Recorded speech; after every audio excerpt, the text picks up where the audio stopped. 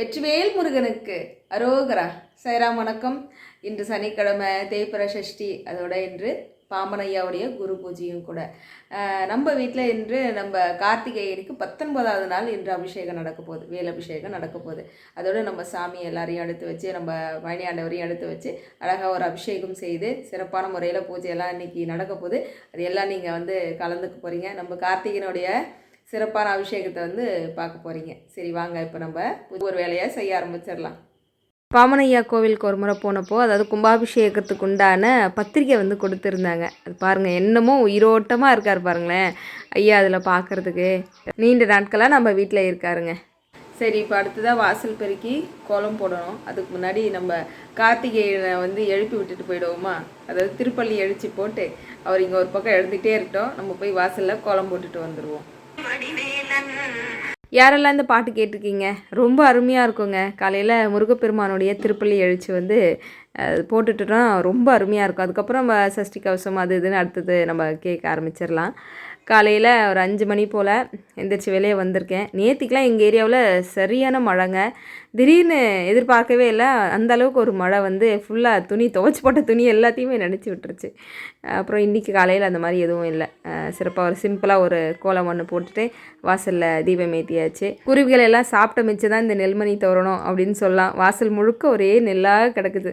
சரி, ஓகே. இப்போ உள்ளே விளக்கு வரையும் ஏற்றியாச்சு. அழகாக பூ போட்டு விளக்கு ஏற்றி வச்சாச்சு. வெளியே தான் நம்ம இப்போ அபிஷேகம் செய்ய போகிறோம்.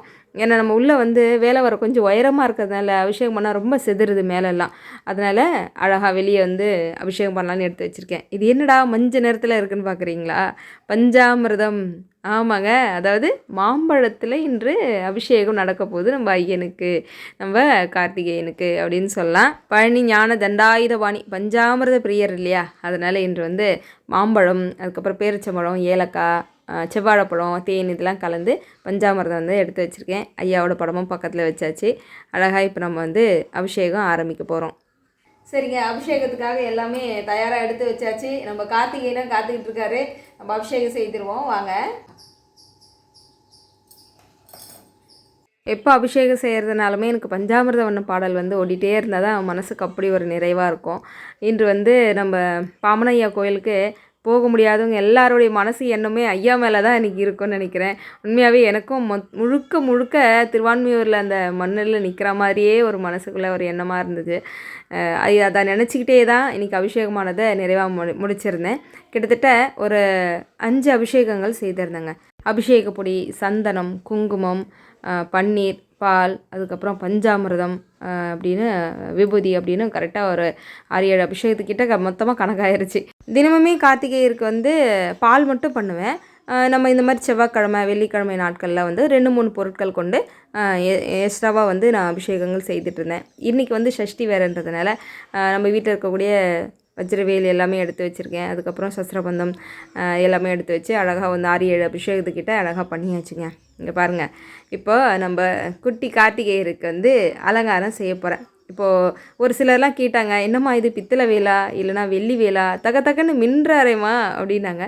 இருக்க அவருடைய அழகும் கூட்டிகிட்டே போகுதுன்னு சொல்லலாம். ஆமாங்க, அது உண்மைதான். நம்ம வேலவர் நம்ம கார்த்திகேயன் வந்ததுனாலேருந்தே அவரோட அழகானது இன்னும் கூடிக்கிட்டு தான் போகுது. இன்னொரு விஷயம் என்ன தெரியுமா? நம்ம இந்த மாதிரி, ஏன்னா இது வரைக்கும் நான் இந்த சபினாலாம் போட்டு ஐயனை தேய்ச்சது கிடையாதுங்க. அபிஷேகம் முடிஞ்ச கையோட இப்போ லைட்டாக அந்த எண்ணெய் பிசு இருக்கும் இல்லையா? அதனால் நான் கொஞ்சம் விபூதி போட்டு அழகாக தொடச்சி எடுத்துட்டோம் அப்படின்னா அந்த அழகு முகத்துக்கு நல்லா பளிச்சுன்னு வந்துடும். நம்ம கூட வீட்டில் இருக்க பூஜை, நம்ம வேலவருக்கு இல்லை நீங்கள் முருகருக்கெலாம் கூட இந்த மாதிரி நீங்கள் ட்ரை பண்ணி பாருங்கள். கொஞ்சமாக விபூதி போட்டு தொடச்சிங்கன்னா நல்லா பளிச்சுன்னு வந்துடுவார். அழகாக அலங்காரம்லாம் செய்து முடிச்சாச்சு. இப்போ பாருங்கள், இதுக்கே கொஞ்சம் நேரம் ஆயிடுச்சு. தம்பி கிளம்புறாரு, லக்ஷ்மண் கிளம்புறான். அதனால் வேகமாக போய் சட்னி தோசை செய்து அவருக்கு ஸ்கூலுக்கு கிளப்பி விட்டுட்டு அதுக்கப்புறம் தான் இப்போ நான் பாராயணம் பண்ணி பூஜை ஆரத்தியெல்லாம் எடுக்க போகிறேன். இது வரைக்கும் நம்ம வேலவர் பக்கத்தில் மயில் இறகு வச்சதே இல்லை. இன்றைக்கி வைக்கணும்னு தோணுது. ஒவ்வொன்றுமே அவர் தாங்க உணர்த்துவார். நம்ம உக அக்ஷய துதி ஐயனுடைய முகத்துக்காகவே எவ்வளோ பேர் புத்தகம் வாங்குகிறாங்க. அவ்வளோ அழகான ஒரு சிரிச்ச முகம். பழனி ஆண்டவரை நம்ம இதுவரை எங்கேயுமே அந்த மாதிரி பார்த்துருக்க முடியாது. அவ்வளோ அழகான சிரிச்ச முகம். குமாரஸ்தவம் தாங்க அழகாக படித்து அர்ச்சனை செய்து, அதுக்கு முன்னாடி நிறைய மந்திரங்கள்லாம் முடிஞ்சுது. அதெல்லாம் நம்ம வீடியோ பதிவுகளை எடுக்க முடியல, நேரம் ஆயிடுச்சு. ஐயாவை மனசார வணங்கிட்டு குமர குருதாச குருப்தியோ நமோ நமக பாமனையாவுடைய சத்திய வாக்கு என்ன? என்னை ஆதரித்த பரம ரகசிய சக்தி என்னை நம்பினோரை ஆதரியாது நிற்குமோ ஐயம் வேண்டாம் என்ற அந்த தாரக மந்திரம் வந்து மனசுக்குள்ளே ஓடிட்டே இருக்கிறது எப்பவுமே அவ்வளோ ஒரு சக்தியை கொடுக்கும். எல்லாரும் மனசார வேண்டிக்கோங்க. நம்ம கார்த்திகேயன் பழனியாண்டவரோட அருள் எப்போதும் நிச்சயமாக எல்லோருக்கும் உண்டுங்க. என்னடா தோசை சட்னியெல்லாம் வச்சுருக்கேன்னு பார்க்குறீங்களா? அது ஒரு பெரிய கதைங்க. கண்டிப்பாக இன்னொரு நாள் வந்து நான் சொல்கிறேன், சரியா? அழகாக பூஜையெல்லாம் முடிஞ்சதும் நைவேத்தியெல்லாம் வச்சு முடிச்சாச்சு. அப்போது திடீர்னு ஒரு குரல் கேட்குது. என்ன? எனக்கு மாம்பழம் எங்கன்னு கேட்குதுக்கு ஒரு குரல். அடடா, நம்ம இன்னும் மாம்பழம் வைக்கலையா பிள்ளைக்கு அப்படின்னு ஒரு மாம்பழம் கொண்டு வந்து, அப்பா வச்சுட்டேன்ப்பா உனக்கு அப்படின்னு சொல்லிட்டேங்க. என்னங்க, அபிஷேகம் மற்றும் ஆராதனையெல்லாம் பார்த்தீங்களா? நம்ம கார்த்திகேயன் எப்படி இருக்காரு? ரொம்ப அம்சமாக அழகாக இருக்கார் இல்லையா? சரி, நம்ம கார்த்திகை நிகழ்த்திய அற்புதம் என்னன்னு பார்ப்போமா? கார்த்திகேயனை பற்றி ஒரு சில விஷயங்கள் உங்ககிட்ட பகிர்ந்துக்கணும், அவர் செய்த அற்புதமும் உங்ககிட்ட பகிர்ந்துக்கணும் அப்படின்னு ஒரு ஆவலோடு இருந்தேன். அது இன்னைக்கு அழகாக நமக்கு நாள் அமைஞ்சிருச்சு. ஏன்னா இன்னைக்கு நம்ம பாம்பன் ஐயாவுடைய குரு பூஜை. இன்னைக்கு தேதியும் பாருங்களேன், 6வது மாதம் 2026 தேய்பிறை சஷ்டி. எவ்வளோ ஒரு அற்புதமான நாள் இல்லைங்க? சரி, இன்றைக்கி ரொம்ப சிறப்பான நாள். எல்லோரும் உங்கள் வீட்டில் பூஜைகள்லாம் முடிச்சிருப்பீங்க. வாய்ப்பு இருக்கிறவங்க நம்ம திருவான்மையூர் போய் பாம்பன் ஐயாவும் பார்த்துட்டு வந்திருப்பீங்க. ரொம்ப சந்தோஷம். ஐயாவோட அருள் இருந்துட்டாலே போதும், நமக்கு வேறு எதுவுமே வேண்டாம். முருகன் அருள் தானாக நமக்கு கிடைச்சிரும். சரி, நம்ம கார்த்திகேயனுக்கு நீங்கள் எப்படிங்க திடீர்னு பேர் வச்சிங்க? பேர் வைக்கக்கூடிய ஒரு எண்ணம் உங்களுக்குள்ளே எப்படி வந்தது அப்படின்னு சொல்லி கேட்டாங்க. திடீர்னு ஒரு எண்ணம் எனக்குள்ளே வந்தது என்னென்னா, அன்றைக்கி வைகாசி விசாகம், முருகப்பெருமான் பிறந்த ஒரு நாளா அன்றைக்கி வந்து நம்ம இப்படி வழிபாடு செய்யணுன்றதெல்லாம் நம்ம எல்லாருக்கும் சொல்லியாச்சு. சரி, நம்ம வீட்டில் நம்ம வேலைவர் இருக்காரே, அவரை வந்து நம்ம வழிபாடு செய்யணுமே, என்ன பண்ணலாம் அப்படின்னு யோசிச்சுட்டு இருக்கும்போது, நம்ம வீட்டுக்கும் புதுசாக வந்திருக்கிறாரு, குழந்தை போல தான், நம்ம ஏன் அவருக்கு பேர் வைக்கக்கூடாது அப்படின்னு ஒரு எண்ணம் வந்துச்சு. சரி, பேர் வைக்கிறதுன்னு முடிவாயிருச்சு.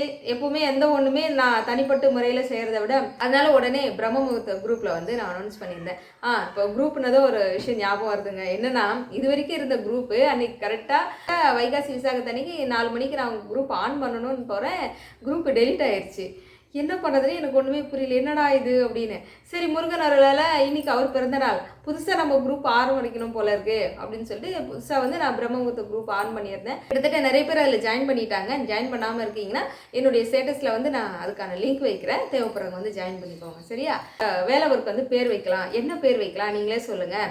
நீங்கள் ஆளுக்கு ஒரு பேர் சொல்லுங்கள். அதில் தேர்ந்தெடுத்து ஒரு 6 பேர் எடுத்து எழுதி நம்ம குலுக்கல் முறையில் ஐயனுடைய பாதத்தில் வச்சு நம்ம எடுத்துருவோம் அப்படின்னு சொல்லியிருந்தேன்.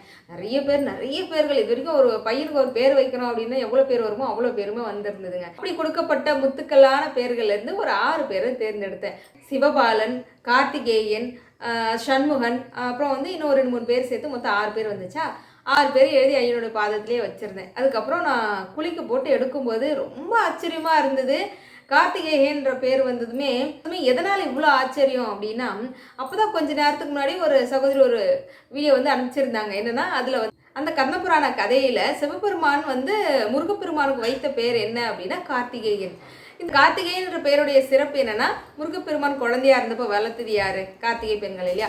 அவங்களோட ஞாபகார்த்தமாக வைக்கப்பட்ட பேர் தான் கார்த்திகேயன். ஏன்னா முருகனுக்கும் ரொம்ப பிடிச்ச பேர் அது அப்படின்னு கூட சொல்லலாம். அதனால வந்து அந்த பேர் வந்தது அந்த ஷார்ட்டில் கொஞ்ச நேரத்துக்கு முன்னாடி தான் பார்த்துருந்தோம். அதுக்கேற்ற மாதிரி இதுலேயும் கார்த்திகேயன் வந்ததும் எனக்கு ரொம்ப மகிழ்ச்சி, சந்தோஷம். அப்போ முருகன் வந்து இதை பார்த்துக்கிட்டே இருக்கிறாரு, அவருக்கே இந்த பேர் வந்து ரொம்ப பிடிச்சிருக்கு போல அப்படின்னு வந்து நாங்கள் எல்லாரும் முடிவு பண்ணிட்டோம். அது ரொம்ப அந்த நேரம் போய் என்ன கேக் வாங்குறது என்னன்னு ஒன்றும் புரியல. சரின்னு கேசரி வாங்கியாச்சு, வெட்டியாச்சு. ஆனால் என் கணவர் வந்து அந்த ஆசையும் வந்து நிறைவேற்றிட்டார். சாயந்தரமே போய் கார்த்திகேயன்னு பேர் போட்டு அழகாக கேக் வாங்கிட்டு வந்து வெட்டினது ரொம்ப மகிழ்ச்சி, சந்தோஷமாக இருந்ததுங்க. அதுக்கப்புறம் நடந்தது தாங்க நிகழ்வு. என்னென்னா, இது வரைக்கும் முருகன் வந்து கிட்டத்தட்ட ஒரு 10 நாள் ஆயிடுச்சு. அதுக்கப்புறம் தான் நம்ம பேர் வைக்கிறோம் இல்லையா?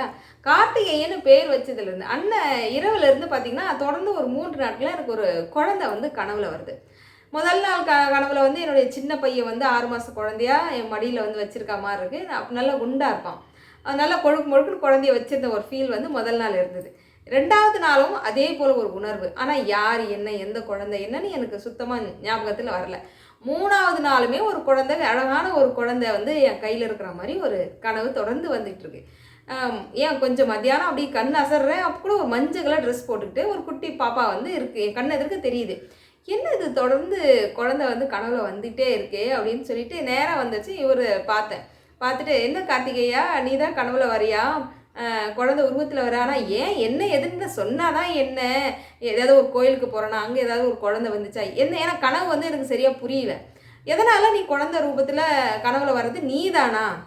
ஒரு குழந்தைய என் கைக்கு வர சந்தோஷம், ஆனால் கனவுல வர்றது நீ தானான்னு எனக்கு தெரியலையே, அது எனக்கு உணர்த்து அப்படின்னு காலையில் பூஜையெல்லாம் முடிச்சுட்டு அப்போ ஒரு விஷயம் சொல்கிறேன். என்னென்னா, நீ தான் கனவுல வந்த அப்படின்னா இன்றைக்கி நாளைக்கு, அதாவது 2 நாள் உங்களுக்கு டைம் தரேன். இந்த 2 நாள் ஏதாவது ஒரு குழந்தைய நான் தூக்கணும்.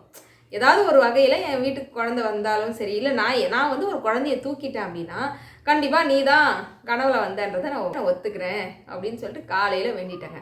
அதோட மறந்துட்டேன். அன்றைக்கி சாயந்தரம் என்ன பண்ணலாம், விளக்கு ஏற்றலாம் அப்படின்னு சொல்லிட்டு வெளியே அரளிப்பூ பறிக்கலான்ட்டு போனால் பக்கத்து வீட்டுக்கு இது வரைக்கும் கொடுத்தன யாரும் வரவே இல்லை. ஒரு ஃபேமிலி வந்திருக்காங்க. அவங்க வீட்டில் 3 குழந்தைங்க இருக்காங்க. ஆனால் வந்து 2 நாளே என்னமோ தான் ஆகுது, 2-3 நாள் ஆகுது. சும்மா பக்கத்து வீடு புதுசாக வந்திருக்காங்களே, ஒரு 2-3 வார்த்தை தான் பேசியிருக்கேன். அதுக்கு மேலே நான் பேசினதே இல்லை. பூ பறிக்கலான்னு போனால் அந்த குட்டி பையன், ஒரு சின்ன பையன் இருக்கான், 2 வயசு பையன், அழுதுகிட்டே இருக்கான். நான் போயிட்டு ஏன்பா எதுக்கு அழாத அம்மா எங்க அப்படின்னு சொல்லி நான் பேசிகிட்டே இருந்தேன். அதுக்கப்புறம் அவங்க உள்ளே இருந்து அவங்க அம்மா வந்தாங்க. வந்து பேசிகிட்டே இருந்தவங்க, சும்மா சாதாரணமாக தாங்க பேசிகிட்டு இருந்தோம். அப்போ திடீர்னு அவங்க என்ன பண்ணாங்க, அந்த பையனை தூக்கி என் கையில் கொடுத்துட்டாங்க. அவன் நடுவில் காம்பவுண்ட் சுவர் இருக்குது, அவங்க அந்த பக்கம் இருக்காங்க, நான் இந்த பக்கம் இருக்கேன். பேசிகிட்டே இருந்தவங்க, இந்த ஆண்டி வீட்டுக்கு போன்னு தூக்கி டக்குன்னு என் கையில் கொடுத்துட்டாங்க. எனக்கும் ஏன்னா நம்ம வந்து இப்போ ஒன்றுமே புரியல எனக்கு ஒரு நிமிஷம். என்னென்னா, நம்ம இது வரைக்கும் இப்போ தான் புதுசாக பழகுறோம், பேசுகிறோம், ரொம்ப அதிகமாக பழக்கம் இல்லை. அவங்க யார் என்னன்னு எனக்கு தெரியல, நான் யார் என்னன்னு தெரியல. திடீர்னு குழந்தைய தூக்கி அவங்க என் கையில் கொடுத்துட்டு ஆண்டி வீட்டுக்கு போ, நீ கொஞ்ச நேரம் இருந்துட்டு வா அப்படின்றாங்க. ஆனால் பையன் புது பையன் இல்லையா, அதனால் குழந்தை வந்து அழ ஆரம்பிச்சிட்டான். அவங்க கைக்கு வந்ததும் எனக்கு உணர்வு என்னென்னா, ஏதாவது ஒரு வகையில் நான் குழந்தைய கையில் தூக்கணும்னு சொன்னேன்ல, அப்போ எனக்கு தோணுச்சு, அப்போ இதுதான் முருகன் ஏதோ ஒரு பண்ணுறாரா என்னன்னு தெரியலையே அப்படின்ற. அப்போ வந்து மனசு சொல்லுது, இல்லை இதெல்லாம் என்னால் ஒத்துக்க முடியாது, இதெல்லாம் ஏற்றுக்க முடியாது. இது பக்கத்து வீட்டு குழந்தை, அது மட்டும் இல்லை, இது வந்து இப்போ வாடகைக்கு வந்திருக்காங்க, ஏதோ டக்குனு தூக்கி அவங்க என் கையில் கொடுத்துட்டாங்க, இதெல்லாம் நான் ஒத்துக்க மாட்டேன் முருகா அப்படின்னு நான் மனசை சொல்லிகிட்டே இருக்கேன். அந்த பையன் அழவே என்ன பண்ண கொடுத்துட்டேங்க. அந்த பையனுக்கு இன்னொரு தங்கச்சி இருக்குது, அதுவும் சின்ன பாப்பா தான். அவங்க உள்ளே இருந்து தூக்கிட்டு வந்தவங்க அவங்க என்ன நினச்சாங்கன்னு தெரியல, அந்த குழந்தைய தூக்கி என் கையில் கொடுத்துட்டாங்க. இப்போ பாரு, நீ அழுதுகிட்டே இருக்கியா, நீ அழுதுகிட்டே இருந்தேன்னா தங்கச்சியை தூக்கி அவங்க வீட்டில் கொடுத்து விட்ருவேன் அப்படின்னு சொல்லிட்டு அந்த குட்டி குழந்தைய தூக்கி என் கையில் கொடுக்குறாங்க. செம்ம அழகாக இருக்காது, என்னையே பார்க்குது, நான் அதை பார்க்குறேன். எனக்கு ஒன்றுமே புரியல. ஏதாவது ஒரு குழந்தைய தூக்கணும்னு சொன்னால் 2 குழந்தை மாறி மாறி என் கைக்கு வருது. ஆனால் மனசு ஏற்றுக்க மாட்டேங்குது. என்னன்னா, இது எப்படி இது சாத்தியமாகும் அப்படின்னு மனசு தோணும்ல. அதை வந்து முருகன் தான் பண்ணுறாருன்றது என்னால் அது என்ன சொல்கிறது, அதை வந்து நம்ம புரிஞ்சுக்கிற அந்த மனப்பக்குவம் தான் நமக்கு முருகன் கொடுக்க மாட்டுறாரு. அதனால் என்ன பண்ணுறேன், சரின்னு ரொம்ப சந்தோஷமாக இருந்தது. 2 குழந்தையும் கையில் வாங்கி அவங்க கையில் கொடுத்துட்டு வந்ததும் கார்த்திகை கிட்டே கேட்குறேன், என்ன கார்த்தி, 2 குழந்தைங்க ரூபத்தில் என் கைக்கு வந்துட்டியா, நீ தான் வந்தியா அப்படின்னு கேட்குறேன். இருந்தாலும் மனசு தான் ஏற்றுக்காதே. என்ன பண்ணுறேன், 2 சீட்டு எழுதி போடுறேன். பூஜை முடிச்சுட்டு 2 சீட்டு எழுதுகிறேன்.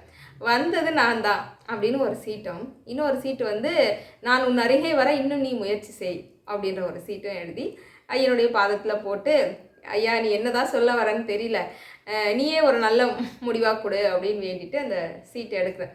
கையெல்லாம் உதறது எனக்கு. ஏன்னா அவ்வளோ ஒரு உணர்வுபூர்வமாக இருந்துச்சு. எடுத்து பார்த்ததும் வந்தது நான் தான் அப்படின்ற மாதிரி அந்த எழுத்து வந்ததும் கண் கலங்கிருச்சு. எனக்கு ரொம்ப சந்தோஷமாக இருந்தது. என்ன சொல்கிறது, நம்ம கார்த்திகேயன் வந்து ரொம்ப ரொம்ப உயிரோட்டமாக இருக்கார். அவர்கிட்ட நம்ம சொல்கிறதெல்லாம் கேட்குறாரு. எல்லா வகையிலுமே நமக்காக நம்மை காக்க வந்த வேலவன் அப்படின்றதுல வந்து எந்த விதமான சந்தேகமே வேண்டாம் நம்ம கார்த்திகை குட்டி.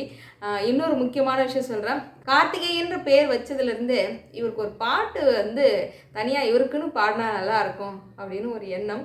அதுக்காக வேண்டிய வேலையும் நடந்துருச்சு. அற்புதமான பாடல் வரிகளை கொண்டு பாட்டும் வந்து ரெடி ஆயிடுச்சு.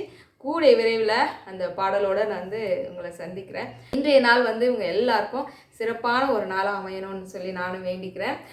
நம்ம கூடிய விரைவில் வருகின்ற 16/6/2026 செவ்வாய்க்கிழமை அன்று வேல்மாறல் பூஜையில் வந்து நம்ம சந்திப்போம். யாராவது ஏதாவது ஒரு காரணம் சொல்லாமல் முடிஞ்ச வரைக்கும் எல்லாரும் வந்து பூஜையில் கலந்துக்கிற மாதிரி பாருங்கள்.